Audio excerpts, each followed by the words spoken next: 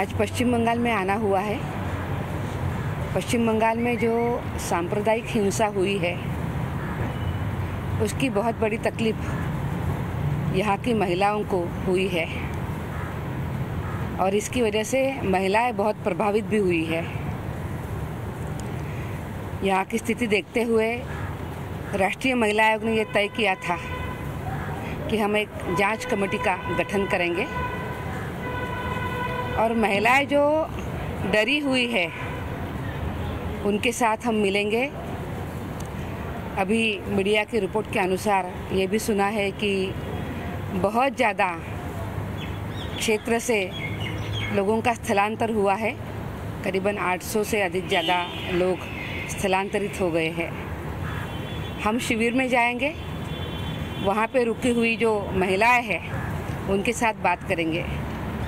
ये भी बात आई है कि उनके साथ अच्छा व्यवहार नहीं हुआ है, इसके बारे में भी हम उनके साथ बात करेंगे और प्रत्यक्ष रूप में स्थिति का जायजा ले लेंगे और उसके बाद आयोग अपनी रिपोर्ट बनाएगा।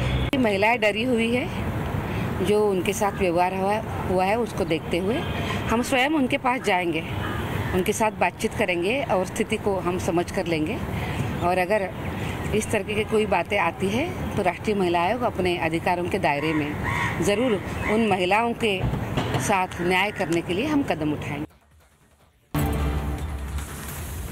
চোখের সামনে পুড়ে খাক হতে দেখেছেন নিজের সাধের বাড়িটা, সবকিছু জ্বলে পুড়ে খাক হতে দেখেছেন নিজস্ব সবকিছু যা ছিল সবটাই। আর সেখানে কোনো রকমে ভয়ে ভয়ে স্বামী সন্তানকে নিয়ে সেই গ্রামেই রয়েছেন জাফরাবাদের নীলিমা পাল। তবে আবার হামলা হবে না তো, এই চিন্তাই তাকে তাড়া করে বেড়াচ্ছে এবং এই আতঙ্কই কিন্তু গ্রাস করে বেড়াচ্ছে নীলিমা পালকে। আমার আর বলতে ভালো লাগে না, আমার সব চলে গেছে, কিছু আর বলতে ভালো লাগে না, আমি বলতে পারি না। আর কি চলে গেল? সবাই বাড়ি ঘর যত জিনিসপাতি ছিল সব উড়াই করেছে, আগুন লাগিয়ে পুড়িয়েও দিয়েছে।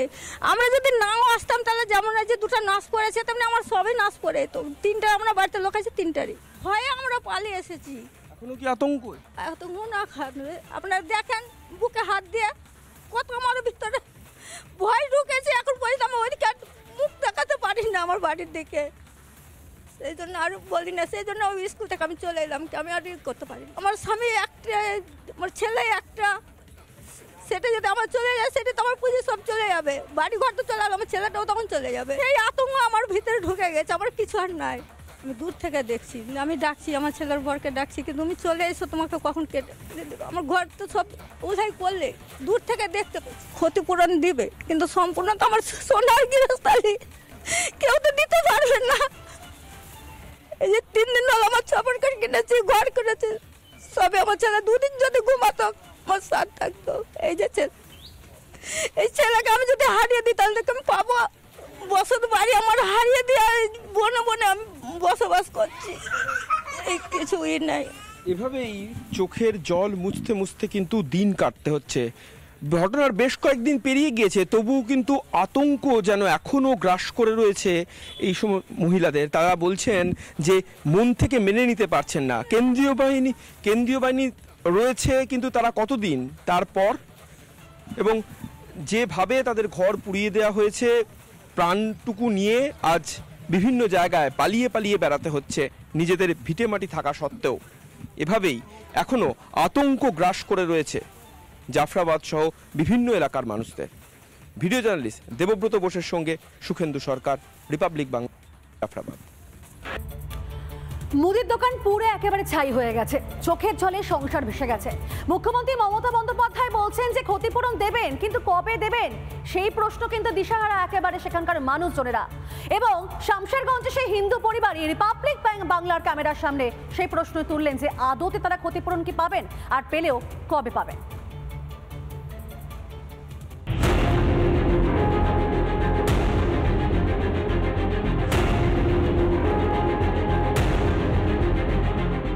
যাদের দোকান নষ্ট হয়েছে তাদেরটা এস্টিমেট করে সেটা চিফ সেক্রেটারি দায়িত্ব নিয়ে কাজটা করবেন। আদৌ কি পাবো? যদি দেয় তো ভালো, আর যদি না দেয় তো এইভাবে হয়তো পুড়ে পুড়ে মরবো। দোকানের বদলে এখন কেবল ছাইয়ের স্তূপ। কাঁচ প্লাস্টিকের পোড়া গন্ধ যেন বিষিয়েছে বাতাস। শমশেরগঞ্জের রানীপুরে রয়েছে। রানীপুরে এই দোকান শনিবার পুড়ে ছারখার হয়ে গিয়েছে। দোকানে যে ফ্রিজ ছিল সেই ফ্রিজ পুড়ে গিয়েছে, দোকানে যে দরজা ছিল সেই দরজা পড়ে রয়েছে পুড়ে, এবং দেখতে পাচ্ছি যে চিনি এখনো পর্যন্ত পড়ে রয়েছে বস্তার মধ্যে, আর খাতার পাতা পড়ে রয়েছে, এবং গোটা দোকানটা ভিতর থেকে দেখলে বোঝা যাবে না যেটা কিসের দোকান ছিল। চোখের সামনে দোকান পুড়ে ছাই, সাজানো দোকান এখন ছারখার। কিন্তু যে সময় এই হামলা হয় পুলিশ কি করছিল? আমাদের রাজ্য পুলিশের উপরে কোনো ভরসা নেই, কারণ আমরা দেখে নিয়েছি শনিবার দিন আমরা 9টা থেকে যখন আক্রমণ আরম্ভ হলো আমরা টানা ফোন করে গেছি, কোনো রিপ্লাই আসেনি পুলিশের কাছ থেকে। প্রশাসন পুরোপুরি একদম বসেছিল ঘরের মধ্যে। শনিবারের সেই আতঙ্ক এখনো পিছু ধাওয়া করছে তাদের। একমাত্র ভরসা বিএসএফ। রিপাবলিক বাংলার প্রতিনিধিকে ক্ষতিগ্রস্ত ব্যবসায়ী কি বললেন শুনুন। আমার এটা মুদিখানা হোলসেল দোকান ছিল, এখন আমি নিজেই চিনতে পারছি না যেটা আমার কি ছিল। এই পরিস্থিতি আমার করে দিয়েছে জ্বালিয়ে পুড়িয়ে সেই জিহাদি মুসলিমেরা। এখনো আমরা আতঙ্কে আছি, যতদিন না আমাদের পার্মানেন্ট বিএসএফ ক্যাম্প হচ্ছে বা একদম পাকাপোক্তভাবে আমাদেরকে প্রতিশ্রুতি না দিচ্ছে যে বিএসএফ ক্যাম্প হবে, ততদিন আমরা কোনো নিশ্চয়তা বুঝতেই পারছি না। মুখ্যমন্ত্রী মমতা বন্দ্যোপাধ্যায় ক্ষতিপূরণের প্রতিশ্রুতি দিয়েছেন বটে, কিন্তু কবে জানি না কবে পাবো, এর কোনো নিশ্চয়তা আমি বুঝতেই পারছি না যে কখন পাবো কি পাবো না, আদৌ কি পাবো। যদি দেয় তো ভালো, আর যদি না দেয় তো এইভাবে হয়তো পুরো মরব। অনিশ্চয়তার দোলাচলের মধ্যে এবং একই সঙ্গে আতঙ্কের মধ্যে দিন কাটাচ্ছেন ভিডিও জার্নালিস্ট দেবব্রত বোসের সঙ্গে সুখেন্দু সরকার, রিপাবলিক বাংলা, রানীপুর, শমশেরগঞ্জ। নানা ধরনের কন্টেন্ট দেখার জন্য লাইক করুন, শেয়ার করুন আমাদের ফেসবুক পেজ, সাবস্ক্রাইব করুন আমাদের ইউটিউব চ্যানেল। পাশাপাশি অন্যান্য ব্রেকিং নিউজের জন্য অবশ্যই চোখ রাখুন রিপাবলিক বাংলায়।